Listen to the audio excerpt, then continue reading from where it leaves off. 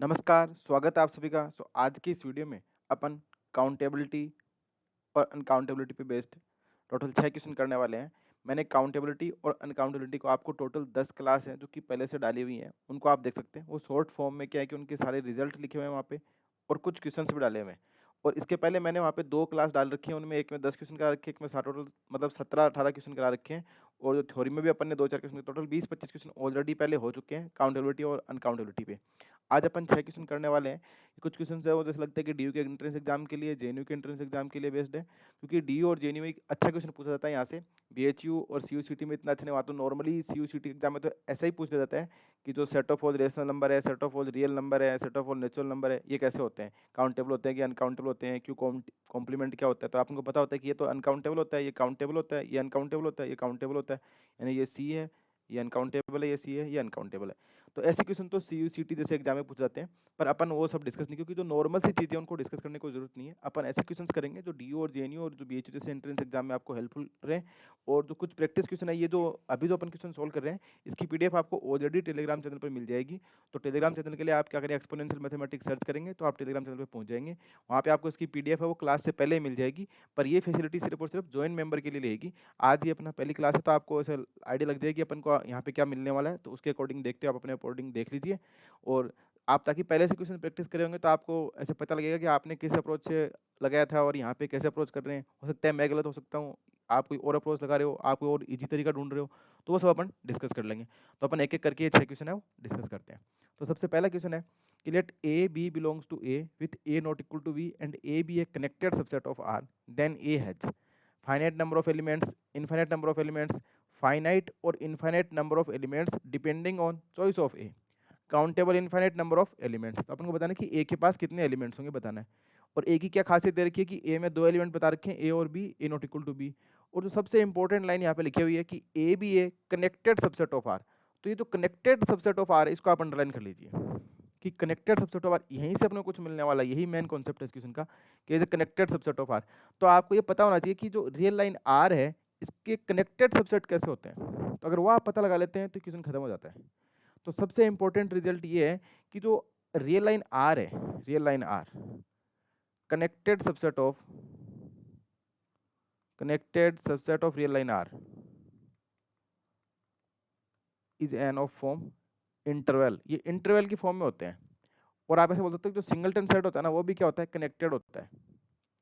ये ऐसे बोल सकते हो कि जो ये इंपॉर्टेंट रिजल्ट इसलिए क्योंकि ये डीयू के एंट्रेंस एग्जाम के तो बहुत इंपॉर्टेंट है। अगर आप डीयू का कोई एग्जाम दे रहे हैं, वहाँ पे अगर आपका इंटरव्यू है, तो उस एग्जाम में आपसे पूछा जा सकता है कि आर के जो सबसेट होते हैं, जो कनेक्टेड सबसेट हैं, घुमा फिरा के कहने का मतलब कि कैसे भी पूछें, तो वो अगर कनेक्टेड की बात आ जाती है और आर का सबसेट होता है, तो डेफिनेटली वो क्या होगा, कोई इंटरवल होगा। और वैसे भी अपन बोल सकते हैं कि जो रियल लाइन आर है वो खुद ही एक इंटरवल की फॉर्म होती है, इसके आइसोमॉर्फिक होता है। तो आर के जो सबसेट हैं और कनेक्टेड है वो कैसे होते हैं, इंटरवल होते हैं। और कनेक्टेड है वो इंटरवल भी होते हैं, साथ में सिंगलटन भी होते हैं। यानी कि ऐसे बोल सकते हो कि अगर कोई बोले कि फाइनाइट या इनफाइनाइट, तो सिंगलटन सेट भी कनेक्टेड होते हैं और इंटरवल भी कनेक्टेड होते हैं। पर अपने को यहाँ पे एक चीज और दे रखी है कि ए और बी है वो ए में है और ए नॉट इक्वल टू बी है। तो इसका मतलब ए के पास चॉइस हो सकती है, क्या तो सिंगलटन हो सकता है और यह क्या होगा, कोई इंटरवल होगा। दो ही चीज हो सकती है, क्योंकि कनेक्टेड सबसेट होगा या तो सिंगलटन सेट होगा या इंटरवल होगा। पर यहाँ पे ए है वो सिंगलटन नहीं हो सकता। क्यों नहीं हो सकता, क्योंकि यहाँ पे देखा कि ए और B belongs to A not equal to B. यहाँ पे अगर ये ऐसे बोलता ना A B belongs to A, तब अपन केस ले लेते कि ए और बी इक्वल हो सकते हैं, तो ए अपना क्या हो जाता है, कोई सिंगलटन सेट तब बन सकता था। पर यहाँ पे इसने लिखा है ए नॉट इक्वल टू बी, इसका मतलब ए के अंदर कोई ना कोई 2 एलिमेंट तो जरूर आएंगे, कोई ना कोई 2 एलिमेंट जरूर आएंगे। तो ए कैसा बनेगा तुम्हारा, ये 2 तो ए के अंदर बिलोंग करेगा, यानी कि ए कंटेन करेगा ए को। तो इसका मतलब ए कैसा होगा, इंटरवल होगा। तो ए इंटरवल होगा तो ए कुछ इस टाइप का हो जाएगा, सी कोमा डी टाइप का। और साथ में क्या है, ए और बी किसके अंदर है, ए के अंदर। इसका मतलब कैसा फॉर्म बनेगी, ये कुछ इस प्रकार से बन जाएगा, C less than A less than B less than D. इसका मतलब क्या हो गया कि ए और बी इक्वल नहीं है, और ए और बी किसके अंदर है, ए के अंदर है। तो C less than A less than B less than D बन गया। तो अपना ए क्या बन गया, एक इंटरवल बन गया, यानी कि A is equals to C comma D type का एक इंटरवल बन गया। और अपन को पता है कि इंटरवल सारे कैसे होते हैं, अनकाउंटेबल होते हैं। तो ए कैसा हो गया, अनकाउंटेबल हो गया। तो ए इज अनकाउंटेबल। तो अनकाउंटेबल इसका मतलब इनफाइनाइट एलिमेंट हो गए इसके पास, इनफाइनाइट एलिमेंट। अब अपन इसके ऑप्शन पे चलते हैं। तो यहाँ से अपन को इतना पता चल गया कि एक ऐसा है मेरा अनकाउंटेबल सेट है, कार्डिनलिटी ऑफ ए क्या होगी, इनफाइनाइट होगी। पहला ऑप्शन बोलता है finite number of element. Finite कब होते हैं? जब ये सिंगलटन होता है तो क्या पता फाइनाइट हो जाते हैं, पर सिंगलटन है नहीं क्योंकि A not equal to B दे रखा है, तो पहला ऑप्शन गलत। इनफाइनाइट नंबर ऑफ एलिमेंट्स ये करेक्ट हो जाएगा। फाइनाइट और infinite number of elements depending on choice of A. अगर ये कंडीशन नहीं दे रखी होती ना कि A not equal to B, अगर ये नहीं दे रखी होती तब अपन ऐसे बोलते हैं कि फाइनाइट भी हो सकते हैं और इनफाइनाइट भी हो सकते हैं। डिपेंड करता है आप ए को कैसा चूज कर रहे हो। अगर ए को आप सिंगलटन ले रहे हो तो फाइनाइट, अगर ए को आप कोई इनफाइनाइट सेट या मोर देन वन एलिमेंट ले रहे हो तो क्या हो जाते हैं? इनफाइनाइट हो जाते हैं। तब तो ये डिपेंड करता है, पर यहाँ पे अपन को ऑलरेडी कंडीशन दे रखी है ए नॉट इक्वल टू बी, इसका मतलब अपन क्या बोलेंगे कि फाइनाइट तो नहीं हो सकते। चौथा बोलता है काउंटेबल इनफाइनाइट नंबर ऑफ। अब काउंटेबल इनफाइनाइट नहीं हो सकता क्योंकि इंटरवल कोई भी होता है कोमा बी टाइप का या सी कोमा डी टाइप का, वो क्या होता है? अनकाउंटेबल होता है। और जैसे अनकाउंटेबल हो जाएगा तो काउंटेबल इनफाइनाइट अपन नहीं बोल सकते। तो ये भी गलत हो गया, ये भी गलत हो गया। तो बी ऑप्शन करेक्ट हो गया इसका कि इनफाइनाइट नंबर ऑफ एलिमेंट्स कहाँ पे होंगे? ए के अंदर होंगे, जब ए की ये कंडीशन दे रखी है। तो इसमें मेन कॉन्सेप्ट ये था कि जो रियल लाइन आर के जो कनेक्टेड सबसेट होते हैं वो क्या होते हैं? इंटरवल होते हैं या सिंगलटन सेट होता है। इंटरवल या सिंगलटन सेट। अब यहाँ पे सिंगलटन वाली कंडीशन है वो हट जाएगी क्योंकि अपन को दे रखा है ए नॉट इक्वल टू बी। तो आई होप यहाँ पे इस क्वेश्चन में जो भी कॉन्सेप्ट यूज हो रहे थे वो आपको समझ आए होंगे। ये क्वेश्चन डीयू के एंट्रेंस एग्जाम में पूछाने के बहुत ज़्यादा चांसेस है, क्योंकि ऐसा 2 बार पहले भी पूछा जा सकता है कि जिसमें ये कॉन्सेप्ट यूज करा गया था कि रियल लाइन आर के जो कनेक्टेड सबसेट होते हैं वो इंटरवल होते हैं। तो ऐसा क्वेश्चन फिर से भी पूछा जा सकता है। तो आप इस तरह की कॉन्सेप्ट को ध्यान में रखें, आप लिख लें, नोट डाउन कर लें। अब चलते हैं नेक्स्ट क्वेश्चन पे। नेक्स्ट क्वेश्चन क्या बोलता है कि which of the following set is uncountable. अब ये क्वेश्चन है वो CSIR नेट में पूछा हुआ है, तो ऐसा चांसेस रहते हैं कि ये JNU के एग्जाम में आ सकते हैं। तो अपन उस टाइप के क्वेश्चन करेंगे जो अपन को थोड़ा हेल्पफुल रहेगा JNU DU के एग्जाम में, कि which of the following set is uncountable. पहला बोल रखा है x belongs to r log x equal to p by q for some pq belongs to n, x belongs to r cos x की power n plus nx की power n equal to 1 for some n belongs to n, x belongs to r x equal to log p by q for some pq belongs to n, x belongs to r cos x equal to p by q for some pq belongs to n। अब देखो अपन को पूछा है uncountable, और अपन को पता है natural number का सेट क्या होता है? काउंटेबल होता है। और यहाँ पे x कहाँ से दे रखा है? r से दे रखा है। तो अब देखो पहला ऑप्शन बोल रहा है कि x बिलोंग वो सारे रियल नंबर की log x equal to p by q, यानी कि वो सारे a में दे रखा है कि वो सारे x belongs to r such that कि log x इक्वल्स टू क्या आ जाए? p by q आ जाए, और p और q कहाँ से आपके? नेचुरल नंबर से। तो यहाँ से क्या लिख सकते हैं? x equals to e to the power p by q, और P Q belongs to N है। तो पी और क्यू के पास क्या चॉइस है? एन चॉइस है, यानी कि काउंटेबल चॉइस है। तो ई की पावर काउंटेबल भी क्या बनेगा? काउंटेबल बन जाएगा। इसका मतलब ये जो सेट ए है वो क्या हो जाएगा? काउंटेबल हो जाएगा। तो ए तो क्या हो गया? काउंटेबल। क्यों अकाउंटेबल? क्योंकि आपके पास पी और क्यू की चॉइस भी कितनी है? एन है। एन काउंटेबल है, तो x equal to log x equal to P by Q, तो x equal to E to the power P by Q, तो इसके पास भी क्या हो जाएगी? काउंटेबल चॉइस हो जाएगी। तो ए काउंटेबल हो जाएगा। दूसरा बोलते हैं इसको छोड़ो एक बार, तीसरा बोलता है x belongs to r x equal to log p by q। तो ये तो सीधी सीधी वही सेम कहानी होगी। आप log x equal to p by x equal to log p by q, तो p और q के पास भी कितनी चॉइस है? n चॉइस है, क्योंकि for some p q belongs to n, तो x के पास भी कितनी हो जाएंगी? काउंटेबल चॉइस हो जाएंगी। तो ये सेट भी कैसा हो जाएगा? काउंटेबल हो जाएगा। ये भी आंसर नहीं हो सकता, ये भी नहीं हो सकता। अब बोलता है x belongs to r cos x equal to p by q for some p q belongs to n, यानी कि कहने का मतलब ये होगा कि cos x equals to p by q है, तो आप ऐसे लिख सकते हैं ना, x equal to cos inverse p by q, और जब p और q के पास कितनी चॉइस है? काउंटेबल चॉइस है, तो cos inverse p by q के पास भी काउंटेबल चॉइस होंगे। अब कुछ ऐसे बोलेंगे कि x इक्वल टू अगर cos इनवर्स थीटा हो तो इस टाइप का हो, तो अपन ऐसे बोलेंगे कि थीटा प्लस 2n पाई टाइप का होता है। पर यहाँ पे भी जो n होता है ना वो n बिलोंग्स टू z ही होता है, तो ये भी क्या होता है? काउंटेबल होता है। तो इसका मतलब p बाई क्यू के पास भी चॉइस कितनी है? काउंटेबल। अगर थीटा प्लस 2n पाई करते हो तो ये भी काउंटेबल, तो x की वैल्यू भी कितनी आ जाएगी आपके पास? काउंटेबल ही आ जाएगी। तो वो सारे रियल नंबर जो इस कंडीशन को सेटिस्फाई करेंगे, कौन सी कंडीशन को? कि x belongs to r cos x equal to p by Q for some p q belongs to n, इस कंडीशन को सेटिस्फाई करेंगे, ऐसे x अपने को कितने मिलेंगे? काउंटेबल ही मिलेंगे। तो ये जो सेट आएगा वो कैसा आएगा? काउंटेबल आएगा। तो ये भी इसका आंसर नहीं हो सकता। अब बात करते हैं दूसरे ऑप्शन की, x belongs to r cos x की power n plus sin x की power n equal to for some n, किसी n के लिए, यानी कुछ n के लिए कंडीशन सेटिस्फाई हो जाएगी। आप अगर n इक्वल टू 2 पुट करके देखो तो क्या हो जाता है? ये cos square x plus sin square x equals to क्या बन रहा है? 1 बन रहा है। अब भले ही आप x कुछ भी ले लो, और ये हर x बिलोंग्स टू r के लिए सेटिस्फाई है, इनफैक्ट ये तो x बिलोंग्स टू c के लिए भी सेटिस्फाई कर रहा है, कॉम्प्लेक्स नंबर के लिए भी। तो ये सेट कैसा बन जाएगा? अनकाउंटेबल बन जाएगा। तो अपन वैसे भी अगर देखो तो ये बाकी 3 नहीं हो सकते, तो बी वाला ऑप्शन ही बचेगा कि अनकाउंटेबल होने के किसी के चांसेस है। पर ये कैसे हो? जैसे आप n इक्वल टू 2 पुट करते हो तो अपन जानते हैं कि ट्रिग्नोमेट्रिक इनइक्वालिटी है, तो cos square x plus sine square x equals to 1 क्या होता है? हर x बिलोंग्स टू r के लिए होती है, for all x belongs to r, और आर अपन को पता है कैसा होता है, अनकाउंटेबल होता है। तो ये आर का ही सबसेट है। कहने का मतलब ये जो ऑप्शन बी दे रखा है ये पूरा का पूरा क्या आ जाएगा, रियल लाइन आर ही आ जाएगा अगर आप n इक्वल टू 2 पुट करोगे तो। और आर अपन को पता है क्या होता है, अनकाउंटेबल होता है। इसका मतलब विच of the following set is uncountable, तो बी ऑप्शन क्या हो जाएगा, अनकाउंटेबल हो जाएगा। तो आई होप आपको ये क्वेश्चन भी समझ आया होगा कि कैसे काउंटेबिलिटी और अनकाउंटेबिलिटी को अपन चेक करा, क्योंकि एक या दो क्वेश्चन डी और जेनू के एग्जाम में यहाँ से आने के पूरे पूरे चांसेस रहते हैं। अगर आपने ये सब ध्यान से देखा है, वो पीछे की 10 क्लासें आपने देखी हैं, तो आपका CSIR नेट का पेपर भी अगर आप देंगे नेक्स्ट सेमेस्टर में, आप जब MSc फर्स्ट सेमेस्टर में हो जाएंगे, तो नेट के पेपर में भी आपको कोई दिक्कत नहीं आएगी। इतना अगर काउंटेबिलिटी और अनकाउंटेबिलिटी आप पढ़ लेते हैं तो CSIR नेट का क्वेश्चन का भी आपका इजीली। अगर इस बार का पेपर अगर आप देखेंगे ना, जो अभी जो लेटेस्ट हुआ था 16 फरवरी को पेपर हुआ था CSIR नेट का, उसका पेपर का अगर क्वेश्चन देखेंगे ना काउंटेबिलिटी और आप खुद से ट्राई करना उसको, तो आप इजीली उस क्वेश्चन को कर देंगे, क्योंकि ये सब अपन ने पढ़ लिया है कि तो आप उसको इजीली ट्राई कर सकते हैं। तो इसलिए अच्छे कॉन्सेप्ट पढ़ना जरूरी है। ट्रिक से आपका सिर्फ और सिर्फ जो रिजल्ट है, ट्रिक से सिर्फ ऐसा हो सकता है कि आप BHU और CUCT के एग्जाम में आप क्वेश्चन ही कर देंगे, बाकी आपको ध्यान में नहीं रहेगा कैसे क्वेश्चन हुआ, कैसे क्या लॉजिक लगा। तो आपको थोड़ा बहुत लॉजिक और कॉन्सेप्ट भी पता होना जरूरी है।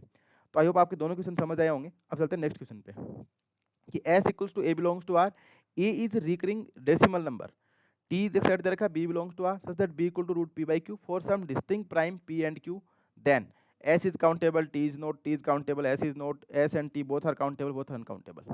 पहली बात तो ये अगर आपको रिकरिंग डेसिमल नंबर का पता होना चाहिए, क्योंकि जो रेशनल नंबर होता है, रेशनल नंबर की डेफिनेशन ही यही होती है। कोई नंबर रेशनल नंबर तभी कहलाता है अगर उसके पास उसका जो एक्सप्रेशन हो कैसा हो जाए, रिकरिंग डेसिमल टाइप का। जैसे मान लो पाई अपन जो 22/7 इसको लिखते हैं ना 3.14141414 ऐसे, तो क्या होता है कि डेसिमल के बाद सारे नंबर क्या हो जाए, सेम वे में रिपीट करने लग जाए।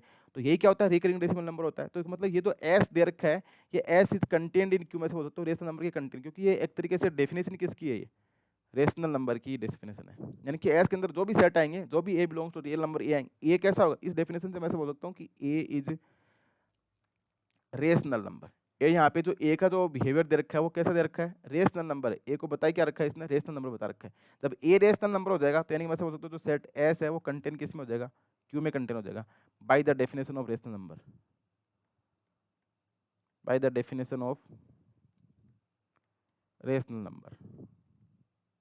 तो रेशनल नंबर की डेफिनेशन यही होती है कि उस डेफिनेशन से अपन बता सकते हैं कि जो एस है वो कंटेन होगा किसके अंदर, क्यू के अंदर।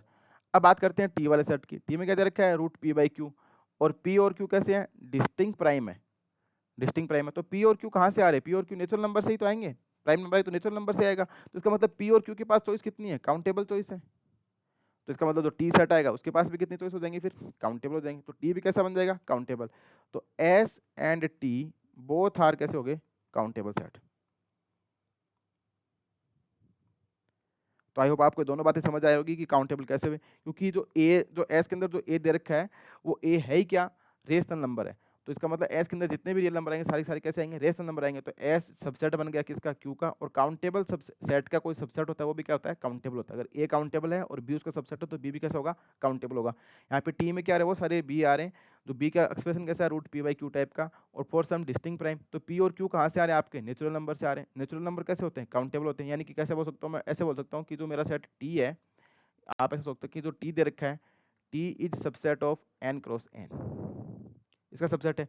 ये काउंटेबल, ये count, finite Cartesian product of countable set is countable and subset of countable is countable. तो एस और टी दोनों कैसे हो गए, काउंटेबल हो गए। इसका मतलब S and T both are countable, तो सी ऑप्शन करेक्ट हो जाएगा।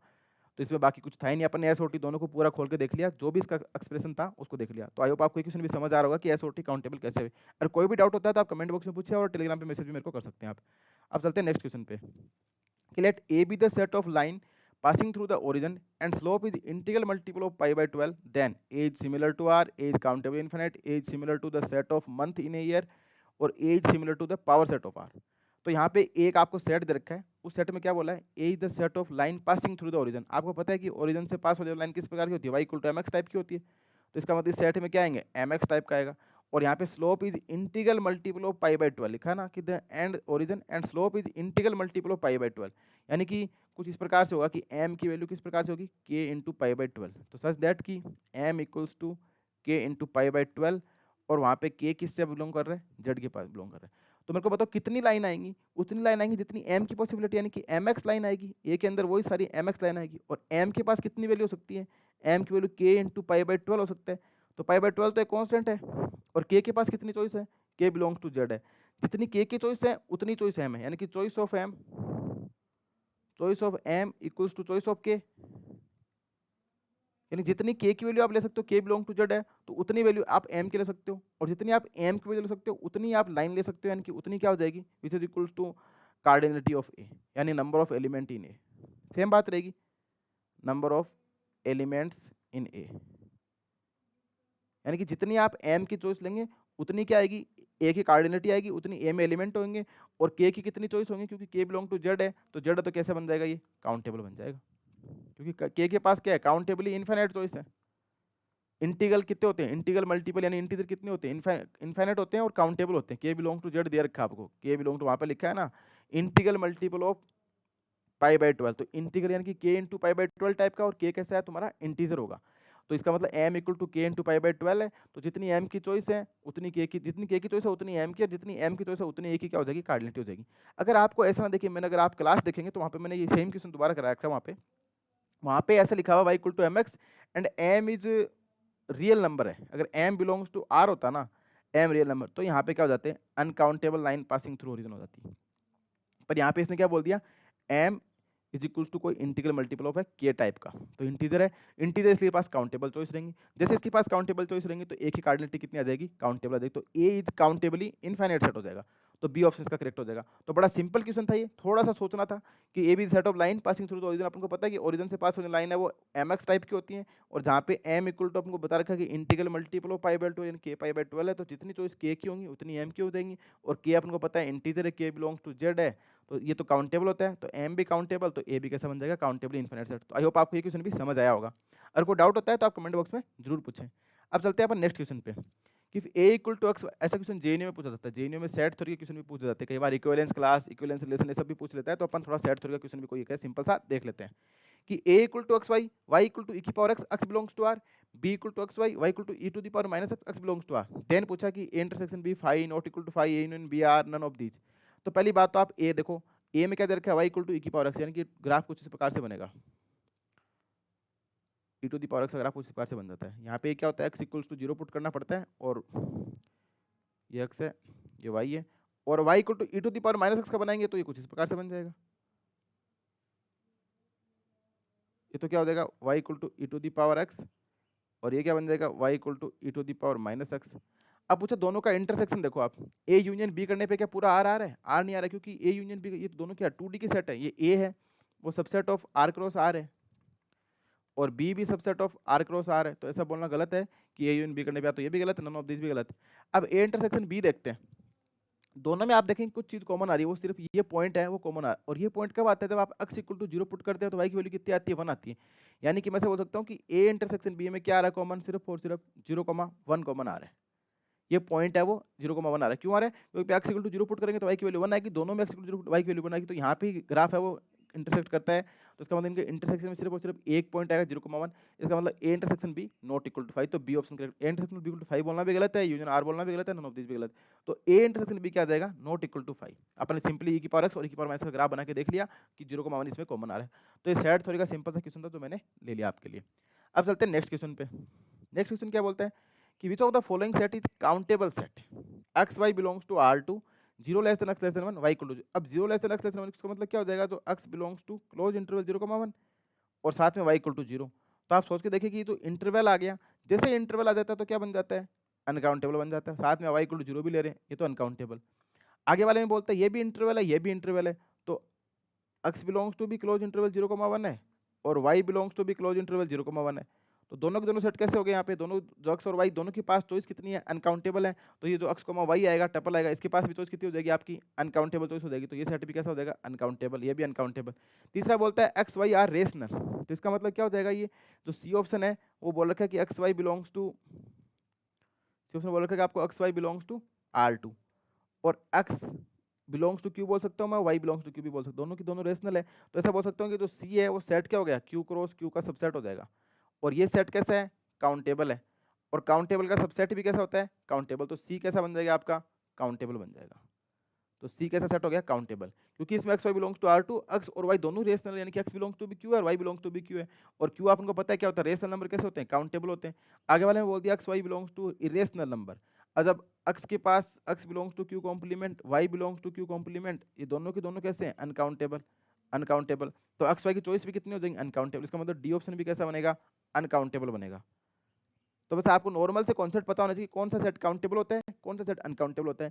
Q R algebraic number, transcendental number, जो भी इन पे पोलिनोमियल रिंग, पोलिनोमियल कोफिशिएंट, ये सब बन सकते हैं, वो सब मैं पहले ही करा चुका हूँ आपको। ये मैंने कुछ इंपॉर्टेंट क्वेश्चन देखे थे जो आपके एग्जाम के लिए हेल्पफुल रह सकते हैं। तो इसका मतलब इसका आंसर क्या हो जाएगा फिर? सी ऑप्शन करेक्ट हो जाएगा। This set is countable set. तो आई होप आपको ये जो 6 क्वेश्चन अपने सोल्व किए समझ आए होंगे। अगर कोई भी डाउट होता है तो आप कमेंट बॉक्स में जरूर पूछें। और इसके बेस्ड जो क्वेश्चन थे ना, ट्रांसेंडेंटल नंबर क्या होता है, एल्जेब्राइक नंबर क्या होते हैं, और कौन से सेट है वो काउंटेबल होते हैं, कौन से अनकाउंटेबल होते हैं, कार्डिनलिटी सेट की कैसे होती है, एलिफ नोट क्या होता है, कॉन्टिन्यूम सी क्या होता है, ये सब मैं आपको टोटल पीछे की जो 10-11 क्लास लग रखी है काउंटेबिलिटी अनकाउंटेबिलिटी, उस पर आपको मिल जाएंगी। वो देखें। उसके बाद 2 क्लास में वहाँ पे क्वेश्चन करा रखे हैं, वो क्वेश्चन भी करें आप, ये क्वेश्चन भी करें। आपको टेलीग्राम पे पहले पीडीएफ मिल जाएगी।